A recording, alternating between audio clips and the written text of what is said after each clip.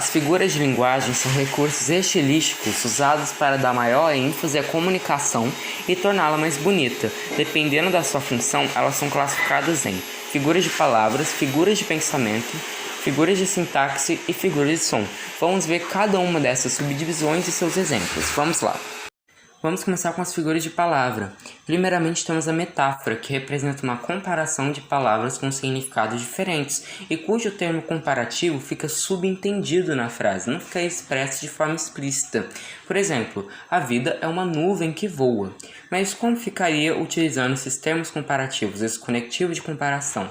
É isso que veremos na comparação, que é outra figura de linguagem, que vai ser quase que o contrário da metáfora. Vai comparar dois termos diferentes, porém utilizando esses conectivos de comparação. Por exemplo, seus olhos são como jabuticabas, como é um conectivo de comparação. Além de como a gente tem assim e tal qual como exemplos de conectivo de comparação.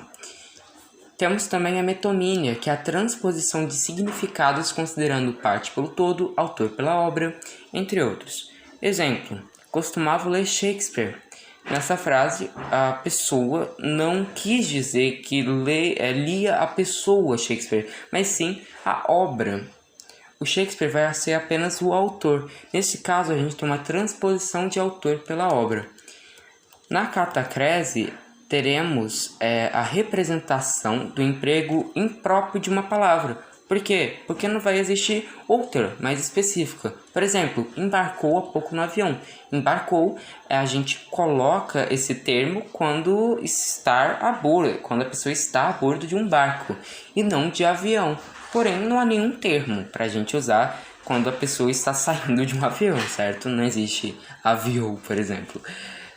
Próxima figura de linguagem, figura de palavra. Sinestesia, ela acontece pela associação de sensações por órgãos de sentido diferentes. Por exemplo, com aqueles olhos frios, disse que não gostava mais da namorada. A frieza dos olhos frios está associado ao tato e não à visão. Perífrase. Por último, temos essa perífrase, também chamada de antonomasia, que vai ser a substituição de uma ou mais palavras por outra que identifique. O rugido do rei das selvas é ouvido a uma distância de 8 km. Rei das selvas foi uma substituição da palavra leão. E para finalizar essa parte 1, vamos falar das figuras de pensamento. Dentro delas temos a hipérbole, que corresponde ao exagero intencional na expressão. Por exemplo, quase morri de estudar. Eufemismo, que é utilizado para suavizar o discurso, que tem como exemplo: entregou a alma a Deus. Acima, a frase vai informar a morte de alguém de uma forma mais suave, certo? Isso que é o eufemismo.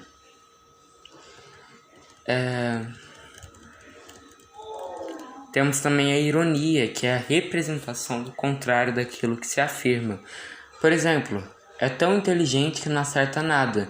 Nesse caso, há um sentido contrário, um sentido contrário entre inteligente e não acertar nada, certo?